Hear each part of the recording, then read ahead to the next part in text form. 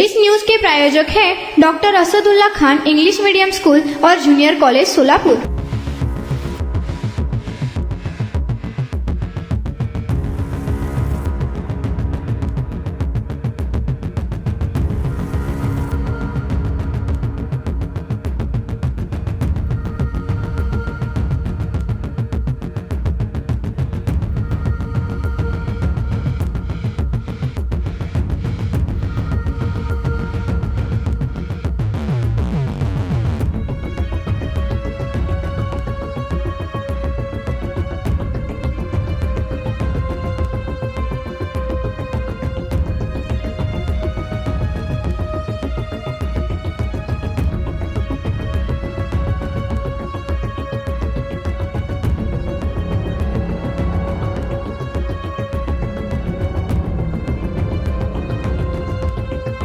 Phone काढले की येऊन सगळं कपाट सगळं खाली करून गेलं बघू.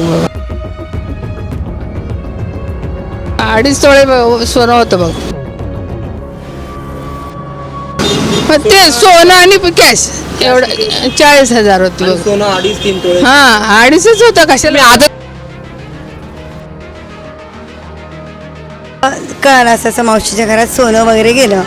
सोनं रोख रक्कम घरातच होते. त्यांनी घरात होते ते बाथरूम मध्ये. मग आवाज आला, त्यांना म्हटलं त्यांचा मुलगा नेहमी येतो जातो, त्यांनीच असायला असं वाटलं. सोलापूर शहराच्या जेलरोड पोलीस स्टेशन हद्दीत असलेल्या मार्केट यार्ड जवळील 256 गाळा म्युन्सिपल कॉलनी जी आहे त्या ठिकाणी भर दिवसा या ठिकाणी घरफोडी झालेली आहे. विशेष म्हणजे ज्या घरात ही चोरी झालेली आहे, धाडसी चोरी, त्या घराच्या ज्या मालकीन आहेत राजेश्वरी झिपरे या मावशी घरातच बाथरूममध्ये असताना अवघ्या 10 ते 15 मिनिटाच्या आत अज्ञात चोरट्याने त्यांच्या कपाटातील सोन्या चांदीचा ऐवज घेऊन गेलेला आहे आणि जी काही रोख रक्कम होती ती देखील पळवल्याची घटना समोर आलेली होती. आणि ही जी घटना तेव्हा कळाली, त्यांनी तातडीने पोलिसांना फोन केला. जेलरोड पोलिसांचे पथक देखील या ठिकाणी आलेले होते आणि त्यांनी त्या दृष्टीनं या चोरीचा, धाडसी चोरीचा तपास सुरू करत आहेत. मात्र 256 गाळा, 256 कॉलनी ज्याला म्हटलं जातं, त्या ठिकाणी भर दिवसा म्हणजे सकाळच्या सुमारास अवघ्या 10 ते 15 मिनिटात त्या अज्ञात चोरट्यांनी कपाट उघडून त्यातील दागिने आणि रोख रक्कम पळवलेली आहे. आणि या घटनेमुळे या परिसरामध्ये भीतीचे वातावरण पसरलेलं आहे आणि राजेश्वरी झिपरे यांच्या मुलाने जेलरोड पोलीस ठाण्यात फिर्याद दिलेली आहे. पोलीस त्या दृष्टीनं तपास या ठिकाणी करत आहेत आणि अत्यंत वर्दळीचं असं ठिकाण आहे. आणि विशेष म्हणजे राजेश्वरी झिपरे या काकू घरातच होत्या. बाथरूममध्ये असताना अवघ्या 10 मिनिटात त्यांच्या कपाटातील सोने या ठिकाणी पळवलेलं आहे. झिपरे यांच्या फिर्यादीवरून जेलरोड पोलीस तपास करत आहे आणि लवकरच चोरट्यांचा बंदोबस्त पोलिसांकडून होईल अशी अपेक्षा त्यांच्याकडून वर्तवण्यात येत आहे. मात्र दिवसा ढवळ्या झालेल्या या चोरीमुळे सर्वत्र भीतीचे वातावरण पसरलेलं आहे. जेलरोड पोलीस या घटनेचा अधिक तपास करत आहे. जहूर सोबत अकबर बागवान, लोकप्रधान न्यूज, सोलापूर. मावशी, नाव काय तुमचं? राजेश्री अंबादास झिपरे.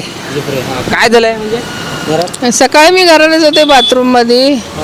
मग येऊन कोण काढले की येऊन सगळं कपाट सगळं खाली करून गेलं बघू.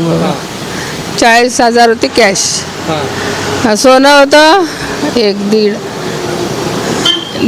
2.5 तोळे सोनं होतं बघ. हां. किती वाजता घडले? 9-9:15 दरम्यान. सकाळी? हां, सकाळीच सांगायला मी अजून आंघोळ पण केले नव्हते. हां. म्हणजे कसं कळालं चोरी झाली तुम्हाला? मग मी कपडे धुवायला होते. ते तिथल्या मुलगाला ते सॅक पाहिजे होता. कोणाला? ते माझ्या मुलाच्या मित्राला. इथेच राहते कोपऱ्यात, त्या कोपऱ्यात. मग त्याने आला होता.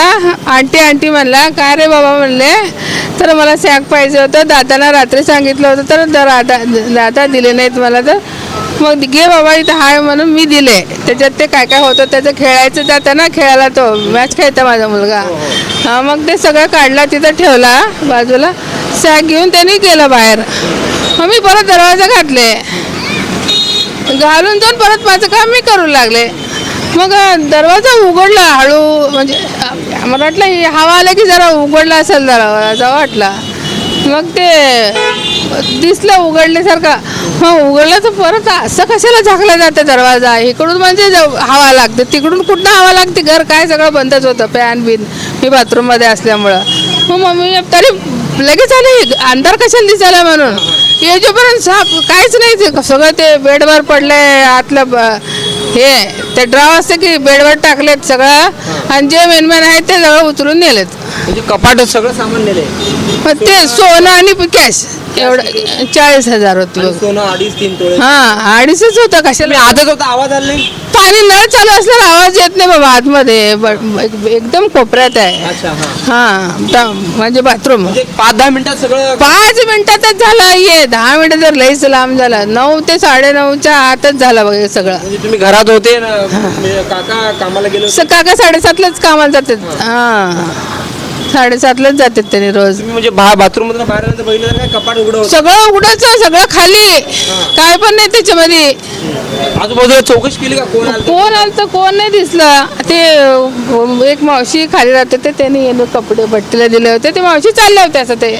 मग कोण पळत गेलं खाली इकडे गेलं का जिऱ्यावरनं दिसतं का म्हणून तिकडे बघितले मग ते मावशी दिसली मग ते मुलगा दिसला तिथंपर्यंत चालला होता ते सॅक घेऊन गेलेला मुलगा कुठं चालला होता तिथे ते तुळशीचं ते कुंड दिसतात ना शेजारी राहते. हा त्याला विचारलं मग ये रे इकडं म्हणले तू आला होता का घरात नाही म्हणला त्याने मग घरातले सगळं साफ केलेत की रे सगळं पैसे सगळं गेलेत की हा त्या त्यांनी मलाच विचारलं आई कसं काय गेले म्हणून विचारलं बॅग घ्यायला कोण शेजारी तेच मुलगा आला होता तेच सांगायला ना मी तेच मुलगा आला होता त्याच्या अगोदर सगळं चोरीचा प्रयत्न वगैरे मग काय कधी झालं नाही एवढ्या दिवसामध्ये कधी झाले नाही सोनामध्ये काय अंगठ्या होते कानातले काय होते नाही फुलं होते माझे अंगठं होतं आणि 1 तोळ्याचं नेकलेस होतं हां काकानं सांगितलं का घटना ही सांगितले आले होते ना आत्ता गेले कंप्लेंट दिले कंप्लेंट सकाळीच झाली सगळे तिथे दुनिया गर्दी हो सगळे माझ्या मुलाच्या ओळखीचे पोलीस तर मोठा साहेब येऊन गेले CS सुद्धा येऊन गेलाय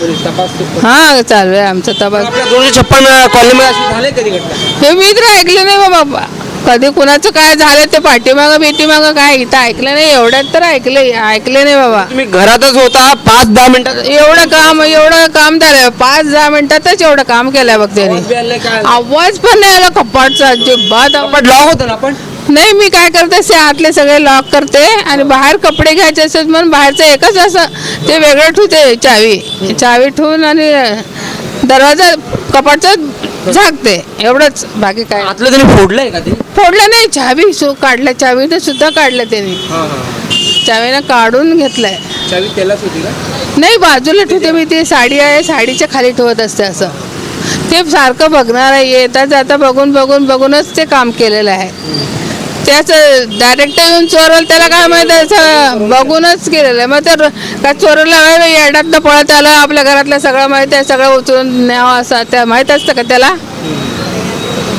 हे बघ असं झालंय बघ काय नाव तुमचं माझं नाव लक्ष्मी उंगडे हो लास्टला राहते याच बिल्डिंग दिवसा ढवळा झालाय काय म्हणजे भीती आहे का कसं काय असं आजपर्यंत तर काय गेलं नाही काय नाही आताच एक ते 10 नंबरच्या घरात एक गेलं आणि ह्यांच्या एक घरात गेलं सकाळी 9-9:30 वाजता झालं 9-9:30 वाजता झालं आम्ही तुम्हाला बाहेर आम्हाला असंच गर्दी पडलं म्हणून आम्ही बघायला आलो तर हे असं झालं 5 ते 10 मिनिटात गेले म्हणते 5 ते 10 मिनिटात गेलं त्याने आंघोळीला गेले तेवढ्यात मग गेलं म्हणे रत्नप्रभा कासार आपल्या कॉलनीमध्ये चोरी नाही मी तर आता 19 वर्ष झालं आमचं 1 रुपया सुद्धा गेला नाही आहे आणि आतापर्यंत कुठंच नाही झालं हे पहिल्यांदाच झालं आमच्या इथेच कॉलनीमध्ये कसं कळालं मी सकाळी ऑफिसला निघायच्या गडबडीत आवाज आला गोंधळ आलं 9:20ला बाहेर येऊन बघते तर कळालं असं मावशीच्या घरात सोनं वगैरे गेलं सोनं रोख रक्कम घरातच होते त्यांनी घरात होते ते बाथरूममध्ये मग आवाज आला त्यांना म्हटलं त्यांचा मुलगा नेहमी येतो जातो त्यांनीच असायला असं वाटलं पण ते आधांतरी सगळं कुलूप बिलूप काढून आज्यातच कॅश बिश घेऊन त्यांनी गेला असं कधी झालं या कॉलनीमध्ये नाही अजिबात नाही दिवसा काही रात्री सुद्धा नाही कितीतरी वेळा आमच्या गाड्या खाली असते कधी